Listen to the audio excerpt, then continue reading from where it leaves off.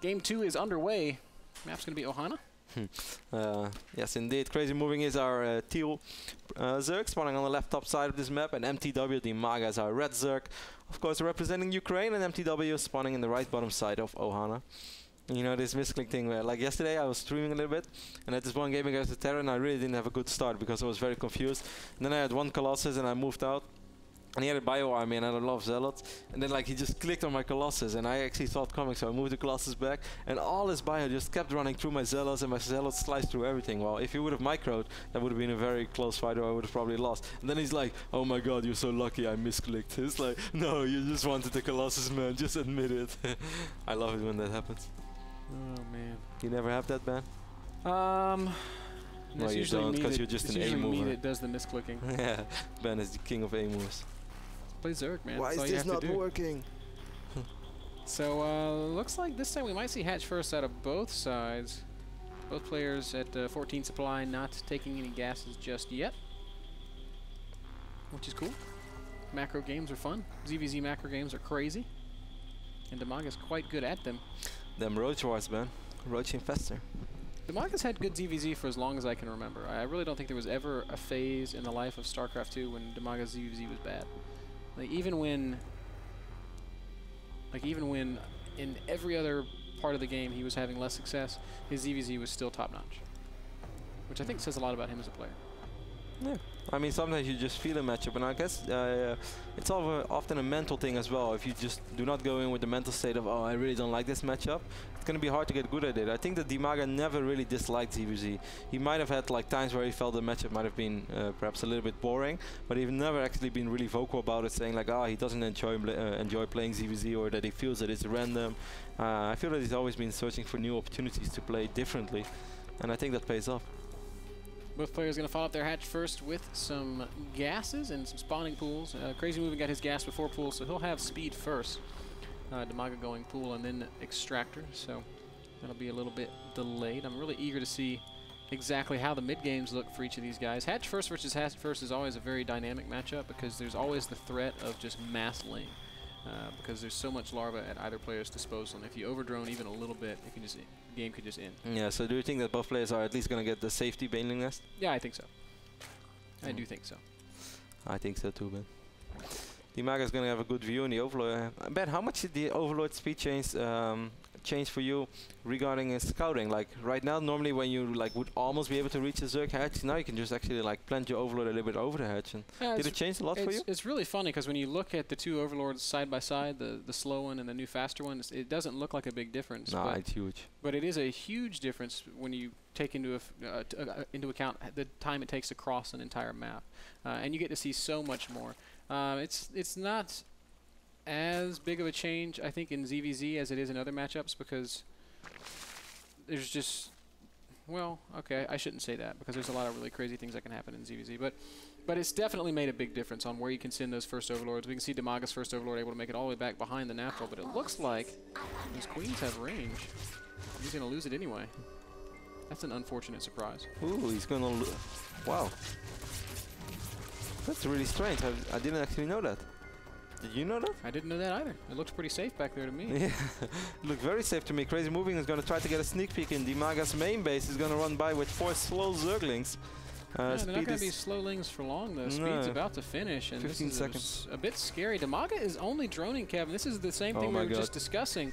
So many Zerglings on the way back for CrazyMoving. If you overdrone even a little bit, you can just lose to mass speedling, and I think this could be what we see. CrazyMoving has a huge wave of lings coming, and he can see just how much Dimaga has droned. Let's take a look at Dimaga's point of view, Ben. He has the Overlord over there. He should be able to see it right now. He's probably just watching at the minimap. He immediately makes a lot of Zerglings, so I do think that Dimaga is aware of what is coming, but is he going to have enough time to respawn properly? Put his Queens on the ramp, but that Spine Crawler is not going to finish. Oh no, Kev, I think this game might just end. Dimaga forced to pull drones, has to micro a little bit. His own lings are stuck behind the Queens. That's really unfortunate. That Spine Crawler will finish. One fresh field's going down. He still has the wall up though. Now actually CrazyMoving is forced to split up his Zerglings. I think this might have actually been a hold for Dimaga. Is it really possible? Okay, the Spine Crawler goes down. Queens need to stay on that ramp though.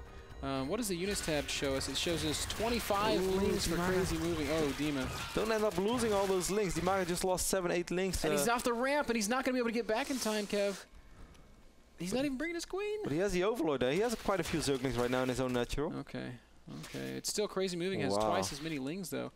And Dimaga has got to be so careful. He is getting the... no, he's getting an Evo Chamber. No Baneling Nest. And he's already attacking Ben, so he's getting a Roach War now as well, so perhaps just a quick Roach speed push. Speed Roach push. Oh, CrazyMoving has so many Zerglings. Dimaga, man, he is really playing with fire. Now he sees the ling numbers, and he sees it with enough time to react. Makes 18 Zerglings immediately, so he might be okay.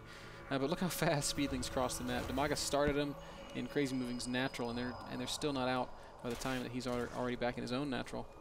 But still, I guess they will. Ooh, Dimaga, where's that other queen, man? Ah, there's a lot of Zerglings spawning right now, and I guess with this Spinecrawler, he's going to be okay. Dimaga needs to hold this one more time, and then he's going to be more than fine. Oh man, the Spinecrawler just adding so much, but CrazyMoving might have a few units too many. More reinforcements streaming in. Spinecrawler falls. How many lings are left? It's 28 lings for CrazyMoving and 0 for Dimaga. Dimaga is going to try to produce roaches right now, but I don't think that's the best decision, man, because he's going to end up losing this queen as well. More Zerglings are about to pop for Dimaga, but CrazyMoving has an overwhelming amount of units.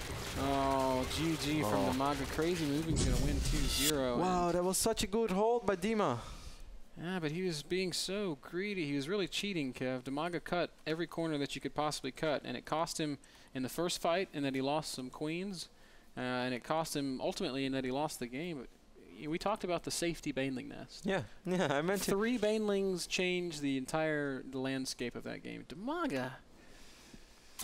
Yeah, it's quite surprising, man. We were both wrong in this best of 3. Yeah, it's not a good day for me. I'm Ben is 0-2 out already. too. Not bad. So I need to close some ground somewhere.